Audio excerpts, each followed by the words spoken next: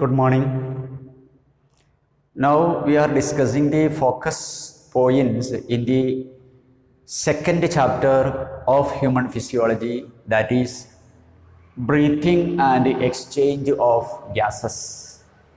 We can simply say as respiratory system. So this chapter possesses three parts. One, the breathing mechanism, including the air volumes and capacities. Second is the gas exchange and the gas transport. Third is disorders. From these three parts, we have a few focus points. Firstly, we have to know certain regions of the respiratory tract. First one is the pharynx. Pharynx.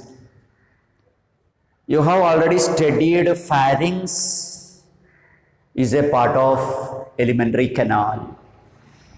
So this pharynx is a common passage for both air and food.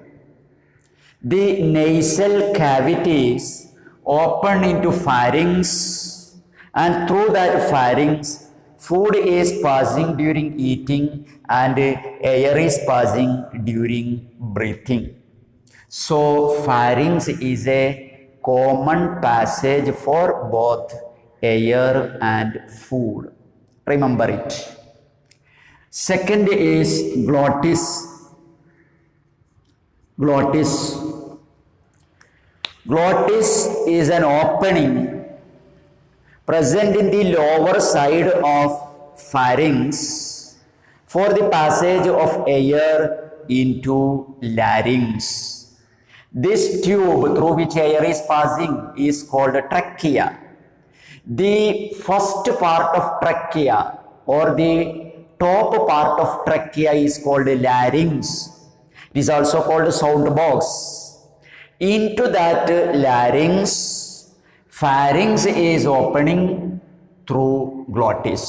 So glottis is an opening of pharynx into larynx for the passage of air. Then third is epiglottis. ഏതാ മൂന്നാമത്തത്? Epiglottis.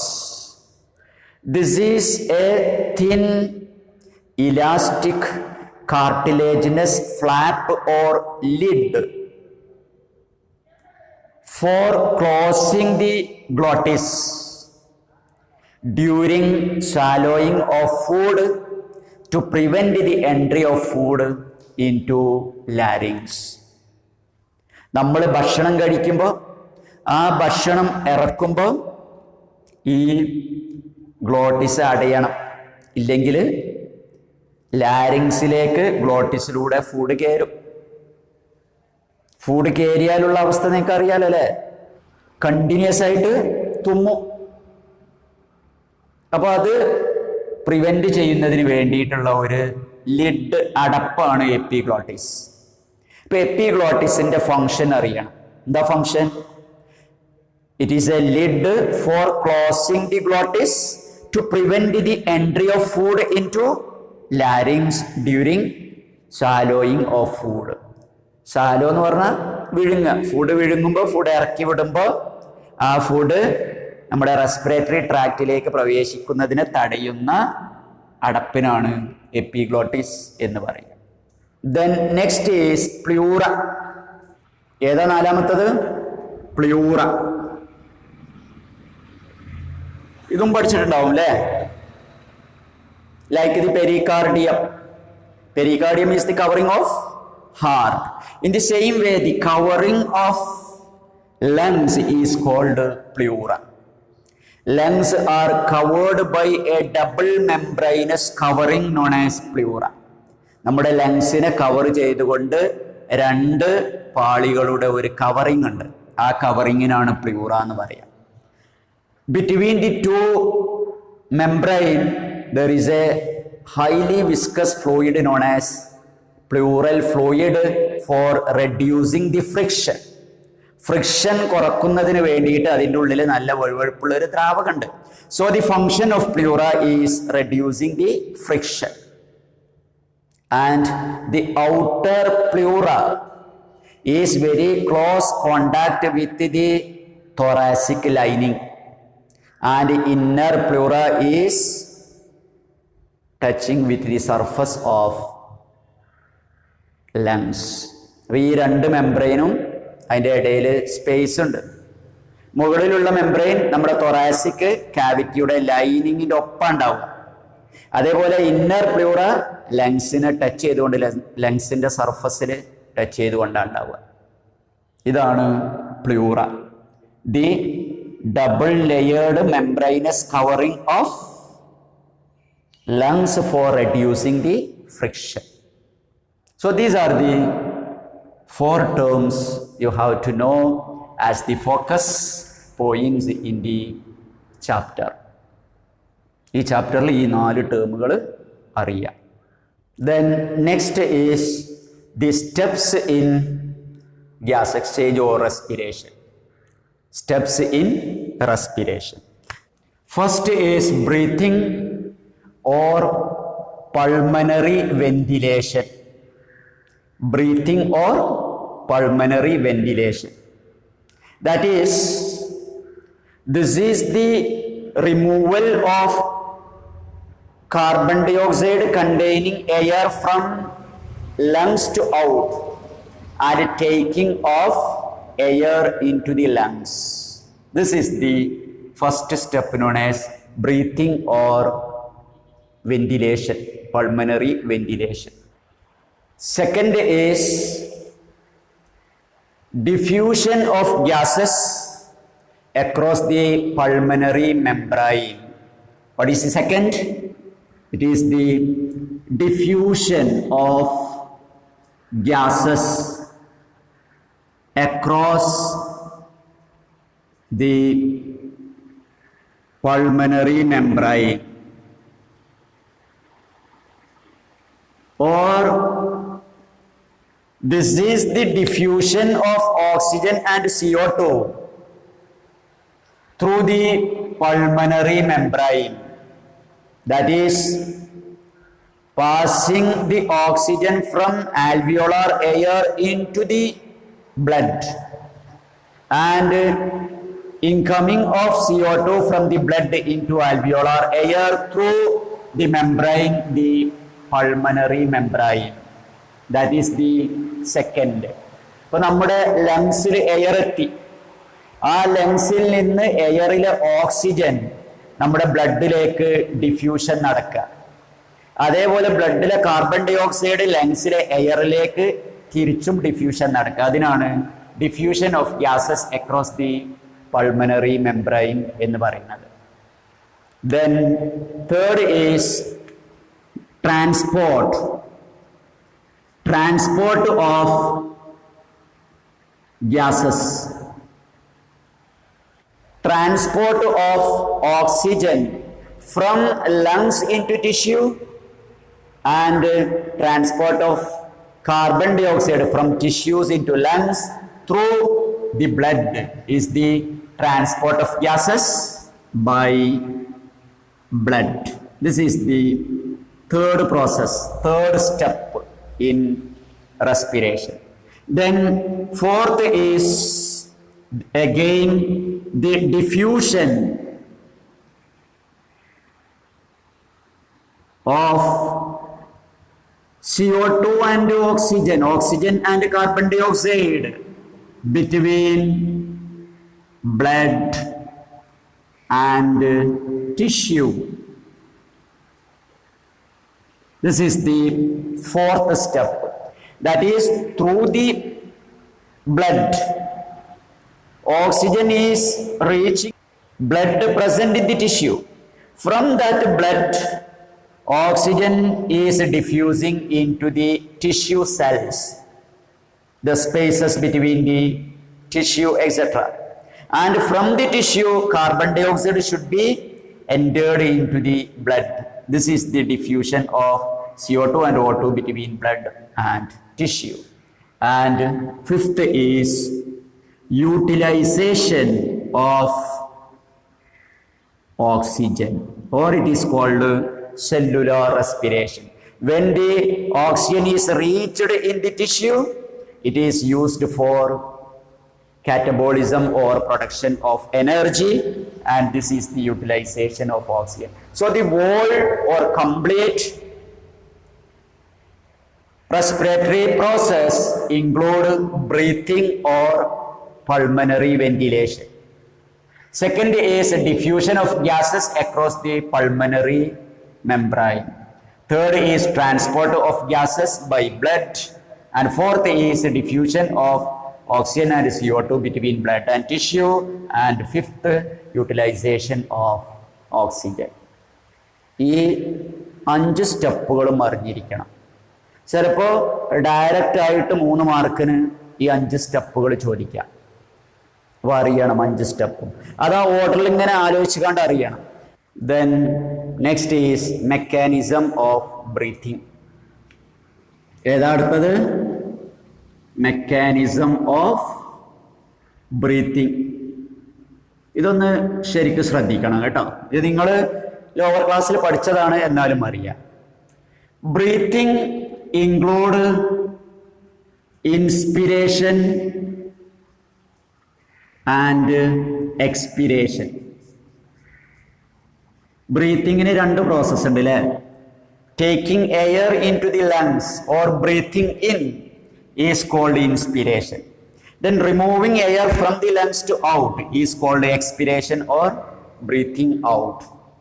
This inspiration and expiration is occurring based on a pressure gradient, a difference in the pressure between the lungs and the atmosphere. ലങ്സിൻ്റെ ഉള്ളിലെയും അറ്റ്മോസ്ഫിയറിലെയും പ്രഷറിൻ്റെ വ്യത്യാസം കൊണ്ടാണ് ഇൻസ്പിരേഷനും എക്സ്പിരേഷനും നടക്കുന്നത്. നമ്മൾ ഉള്ളിലോട്ട് air വലിച്ചെടുക്കല്ല, അതേപോലെ ഉള്ളുന്ന air force ചെയ്ത് പുറത്തേക്ക് കളയുമല്ല. അത് ഓട്ടോമാറ്റിക്കായിട്ട് ഉള്ളിലേക്ക് കയറുന്നു, പുറത്തേക്ക് പോകുന്നു, ഇങ്ങനെ ഉണ്ടാവും. This is attained by creating a pressure gradient or pressure difference between the lungs and the atmosphere. This pressure gradient is attained by changing the volume of thoracic cavity. Thoracic cavityയുടെ വോളിയത്തിൽ ഉണ്ടാവുന്ന ചേഞ്ച് ആണ് അവിടെ പ്രഷറിൽ വ്യത്യാസപ്പെടുത്തുന്നത്. Thus, by changing the volume of thoracic cavity, inspiration and expiration occurs. ഇനി എങ്ങനെയെന്ന് നോക്കാം നമുക്ക്. Inspiration is occurring by increasing the volume of thoracic cavity. An increase in the volume of thoracic cavity decreases the pressure. ഇത് നിങ്ങൾ ഫിസിക്സിൽ കെമിസ്ട്രിയിലൊക്കെ പഠിച്ചതാണ്. Volume കൂടുമ്പോൾ pressure കുറയും. അപ്പോൾ നമ്മുടെ തൊറാസിക് കാവിറ്റിയുടെ വോളിയം കൂട്ടുക. അങ്ങനെ വരുമ്പോൾ തൊറാസിക് കാവിറ്റിയിലെ പ്രഷർ കുറയും. When that pressure is less than that of atmospheric pressure, then air rushes into the lungs through the respiratory tract. അങ്ങനെ ലങ്സിലെ പ്രഷർ കുറഞ്ഞാൽ, അറ്റ്മോസ്ഫിയർ പ്രഷറിനേക്കാളും കുറഞ്ഞാൽ പുറത്ത് നിന്ന് എയർ ലങ്സിൻ്റെ ഉള്ളിലേക്ക് റെസ്പിറേറ്ററി പാസേജിലൂടെ കയറി വരും. This is the inspiration. അപ്പോൾ ഇൻസ്പിരേഷൻ നടക്കും. അപ്പോൾ ഇനി എന്തറിയണം? How the volume of thoracic cavity is increased. എങ്ങനെയാണ് thoracic cavityയുടെ വോളിയം കൂട്ടുക എന്നുള്ളതല്ല അറിയേണ്ടത്, അല്ലേ? Yes, the volume of thoracic cavity is changed by the contraction and relaxation of diaphragm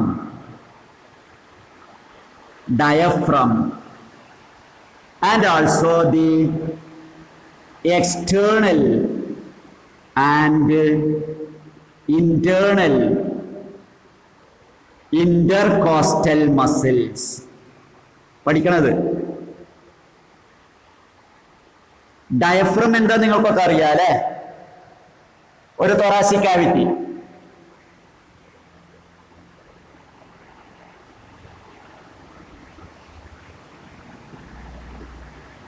thoracic cavity ആചാരിക്കുക. ഈ thoracic cavity അങ്ങനെ ഒരു അടിഭാഗത്ത് മുകളിലോട്ട് ഡോം ഷേപ്പിലുള്ള ഒരു മെംബ്രെയിൻ ഉണ്ടാവും. ഇതിനാണ് ഡയഫ്രം എന്ന് പറയാ. ഓക്കെ, അതേപോലെ ഇവിടെയൊക്കെ റിബ്സ് ഉണ്ടാവുക അല്ലെ? ബാക്കില് വെർട്ടിബ്രൽ കോളം ഉണ്ടാവും, മുന്നില് സ്റ്റേർണം ഉണ്ടാവും. വെർട്ടിബ്രൽ കോളത്തിൽ നിന്ന് സ്റ്റേർണത്തിലേക്ക് ഇങ്ങനെ വളഞ്ഞിട്ട് റിബ്സ് ഉണ്ടാവും. The muscles present between the ribs is called intercostal muscles. റിബ്സിന്റെ ഇടയിലുള്ള മസിൽസിനാണ് ഇന്റർകോസ്റ്റൽ മസിൽസ് എന്ന് പറയാം. റിബ്സിന്റെ മുകളിലും ഉണ്ടാവും, റിബ്സിന്റെ താഴെയും ഉണ്ടാവും. അതാണ് എക്സ്റ്റേണൽ ഇന്റർകോസ്റ്റൽ, ഇന്റേണൽ ഇന്റർകോസ്റ്റൽ. അപ്പൊ ഈ രണ്ടെണ്ണം അറിയണം. Diaphragm, intercostal muscles. The contraction of these, contraction എന്ന് പറഞ്ഞാൽ എന്താ? ചുരുങ്ങ. The contraction of diaphragm and external and internal intercostal muscles causes an increase in the volume of thoracic cavity. ഈ diaphragm മുകളിലോട്ട് ഇങ്ങനെ വളഞ്ഞാ നിൽക്കുന്നത്. അപ്പൊ അത് കൺട്രാക്ട് ചെയ്താൽ എന്താവും? അതിങ്ങനെ താഴോട്ട് വരും. അപ്പൊ ഇത്രയും സ്പേസ് അവിടെ കൂടി അല്ലേ? വോളിയം കൂടി. Contraction of intercostal muscles causes outward and upward movement of ribs. ഈ റിബ്സിന്റെ ഇടയിലുള്ള മസിൽസ് കൺട്രാക്ട് ചെയ്താൽ റിബ്സ് അതിന്റെ വളവ് കുറച്ച് വരും. അപ്പൊ അത് പുറത്തേക്ക് കുറച്ച് എക്സ്റ്റെൻഡ് ചെയ്യും, അതുപോലെ മുകളിലോട്ടും കുറച്ച് എക്സ്റ്റെൻഡ് ചെയ്യും. അതിന്റെ ഫലമായി എന്താവും? ഇവിടെയും കുറച്ച് വോളിയം കൂടും. Thus, contraction of diaphragm and contraction of external and internal intercostal muscles causes an increase in the volume of thoracic cavity. An increase in the volume of thoracic cavity leads into a decrease in the pressure. അപ്പൊ അതിന്റെ ഉള്ളിൽ ഒരു elastic organ ആണ് lungs. ആ ലങ്സിന്റെ ഉള്ളിലെ pressure കുറയും.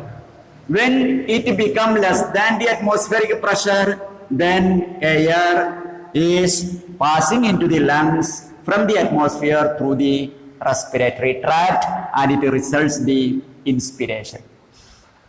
മനസ്സിലായില്ലേ?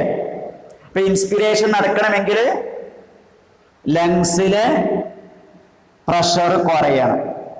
ലങ്സിലെ pressure കുറയണമെങ്കിൽ ഈ thoracic ക്യാവിറ്റിയുടെ വ്യാപ്തം, വോളിയം കൂടണം. ഇതിന്റെ വോളിയം കൂടണമെങ്കിൽ ഡയഫ്രത്തിന്റെയും എക്സ്റ്റേണൽ ആൻഡ് ഇന്റേണൽ ഇന്റർകോസ്റ്റൽ മസിൽസിന്റെയും കൺട്രാക്ഷൻ നടക്കണം. ക്ലിയർ? അറിയണം. So this is inspiration. ഇനി എങ്ങനെയായിരിക്കും എക്സ്പിരേഷൻ? സിമ്പിൾ അല്ലേ? ഇതിന്റെ നേരെ ഓപ്പോസിറ്റ്. റിലാക്സേഷൻ, കൺട്രാക്ഷൻ, പിന്നെ വീണ്ടും അതേ അവസ്ഥയിലേക്ക് വരുന്നതിനാണ് റിലാക്സേഷൻ എന്ന് പറയാം. Relaxation of diaphragm and relaxation of intercostal muscles reduces the volume of thoracic cavity, increases the pressure, and when the pressure become more than that of atmospheric pressure, the air present in the lungs is going out and it results the expiration. അപ്പൊ expiration നടക്കണമെങ്കിൽ ലങ്സിലെ pressure കൂടണം, atmospheric പ്രഷറിനേക്കാളും കൂടണം. അത് കൂടണമെങ്കിൽ thoracic cavity-യുടെ volume കുറയണം. thoracic cavity-യുടെ volume കുറയാൻ ഡയഫ്രവും intercostal മസിലും relax ചെയ്യണം. This is the mechanism of respiration. Clear ആയില്ലേ? അങ്ങനെ തന്നെ അറിയണം കേട്ടോ. അങ്ങനെ അറിഞ്ഞാൽ മതി. അതിന്റെ 2 ചിത്രം ഉണ്ട് ബുക്കിൽ. ആ ചിത്രം നോക്കിയിട്ട് എന്താണെന്നുള്ളത് ഒന്നും കൂടെ മനസ്സിലാക്കുക. ആ ചിത്രം തന്നിട്ടും ചിലപ്പോൾ ക്വസ്റ്റ്യൻ ചോദിക്കാം. Then this inspiration and expiration or breathing occurs about 12 to 16 per minute in a normal healthy person. ഒരാളിൽ 12 മുതൽ 16 വരെയാണ് ബ്രീത്തിങ് നടക്കുക ഒരു മിനിറ്റിൽ. ഇതിനാണ് ബ്രീത്തിങ് റേറ്റ് എന്ന് പറയുക. During the breathing different amounts of air is entering into the lungs and this air volumes reaching in the lungs at a different breathing is measured by spirometer. ലങ്സിൽ എത്തുന്ന എയറിന്റെ അളവ് കണ്ടെത്തുന്ന simple ഡിവൈസിനാണ്, മെഷീനാണ് spirometer എന്ന് പറയാം. So by spirometer we can detect the amount of air reaching in the lungs at different types of breathing, and this is used as a clinical measure to know the functioning of lungs. Lungs ന്റെ function അറിയാൻ വേണ്ടിയിട്ട് ഈ air volumes നമ്മൾ detect ചെയ്യും. So this is about the mechanism of breathing. Okay.